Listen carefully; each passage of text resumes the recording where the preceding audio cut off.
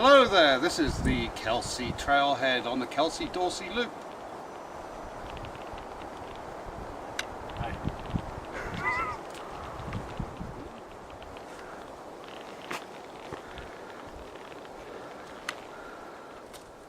Lots of hikers. Today's around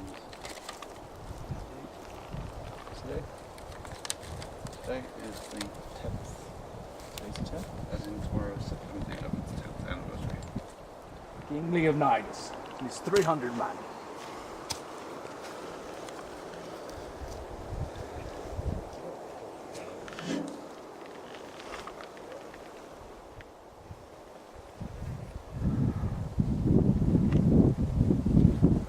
Hi there, campers. Oh, hello.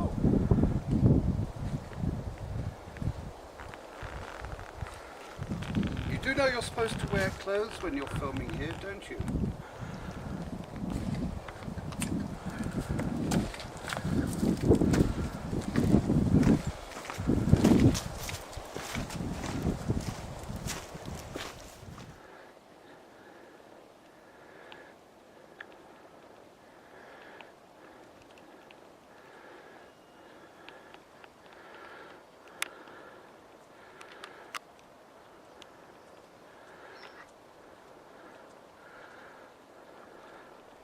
I know you're filming.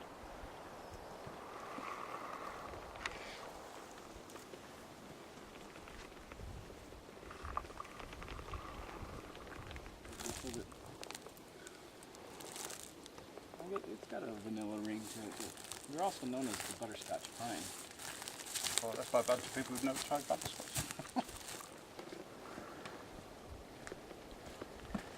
Has anybody seen Frodo? I thought he passed this way. Oh, look, it's Bilbo.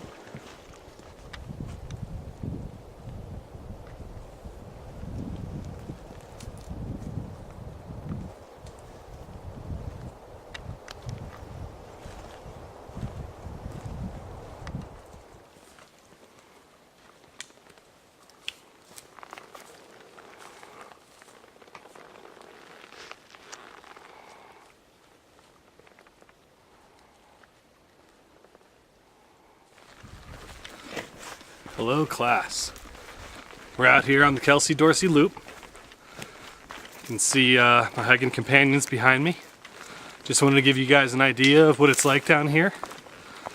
We just made two tiny little descents and we're about 2/3 of the way down to the base of the canyon. And now we're making a minor ascent up to follow, I guess, a contour line for the remainder of the trail.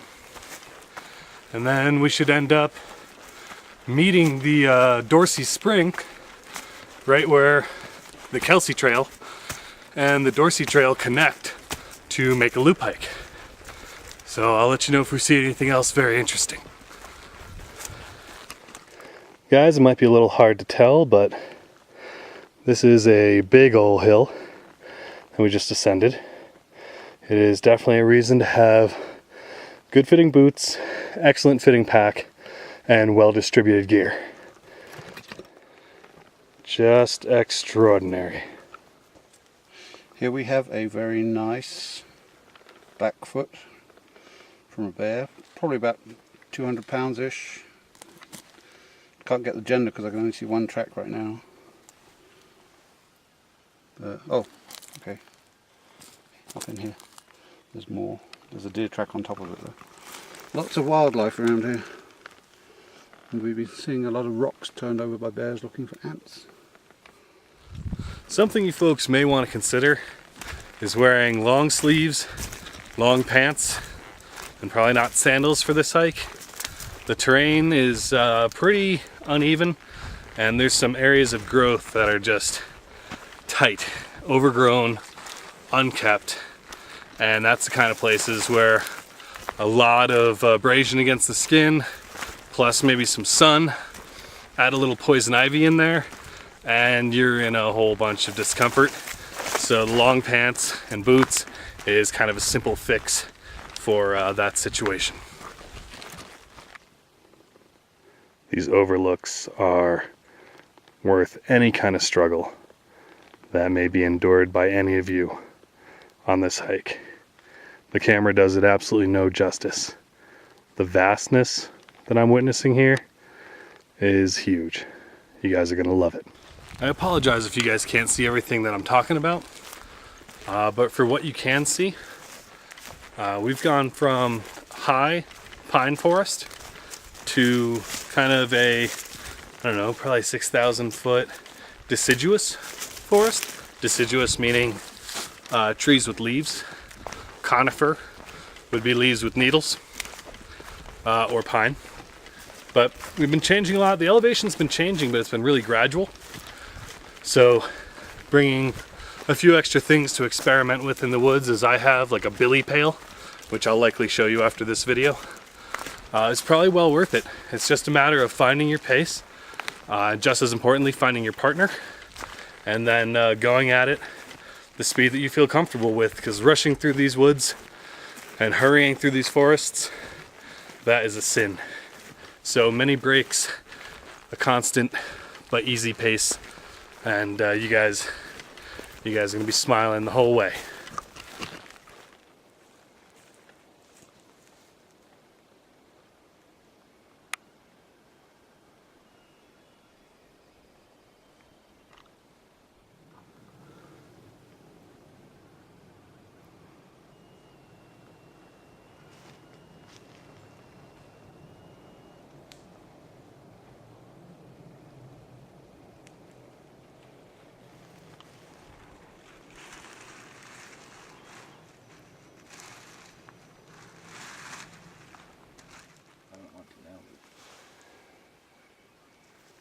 Really pretty.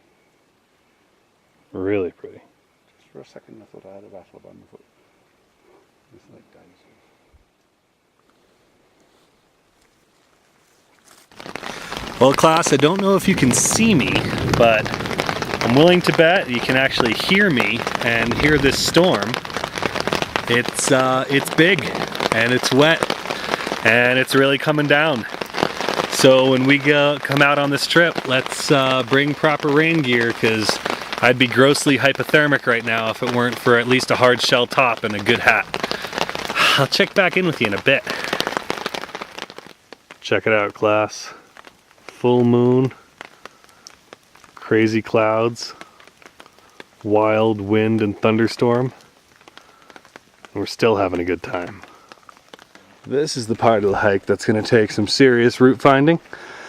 You can see from the density of this forest, but the density of the forest is also kind of what makes it magical. You guys are going to love this, I promise. There had to be one bear on this trip. Well, Hey guys, I just wanted to let you know it'd be very wise to prepare for an extremely butt-kicking hike on the way out. We never actually descended into the canyon. We kind of skirted the rim for a while, but I'm sure you can tell from my breathing that the hike in was arduous, but it was beautiful and very varied. The hike out is pretty vertical, and while the ecosystems vary quite a bit, the incline does not vary. It's pretty much just up and up and up. See folks, after the huge uphills mixed with downhills and rocky creek crossings, you get to this.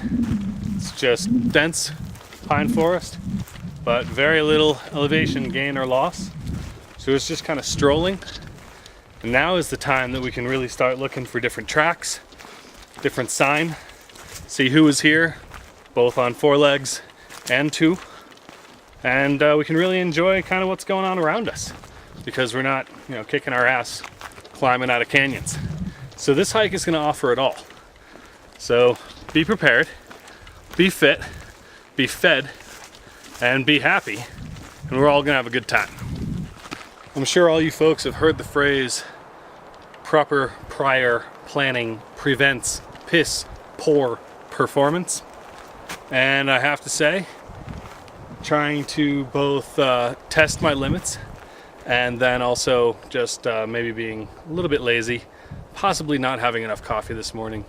I went without water for this hike out, for the better part of the hike out through this wilderness area, and it was only 1.7 miles. So at the slowest speed, about a mile an hour, I did it in about 2 hours. There was an extreme climb in the beginning, which was less than fun, but I did have the remainder of last night's water to guzzle before that. Basically, I just want to let you guys know that while it's really important to test yourself and see, you know, are you a cold sleeper? Are you a warm sleeper? Do you need 1 liter of water per hour? Or do you need maybe a pint of water per hour? These things all come from experience, and you can't be reckless with trying to figure these solutions out. Figure out your, basically as far as you can go and as hard as you can go, and what you need when you get there, and the minimum you need to get back out safely. Because going into the woods is optional. Getting out of the woods is not optional. It is imperative. It is your sworn promise to leave the woods healthy if you decide to go in. So that pretty much concludes our trip. Spend these next couple weeks really testing yourselves. I'll elaborate on all of this in class after the video. And thanks so much for watching. I'm Matt, your instructor. Bob and Cody are behind me. You'll meet them at the end.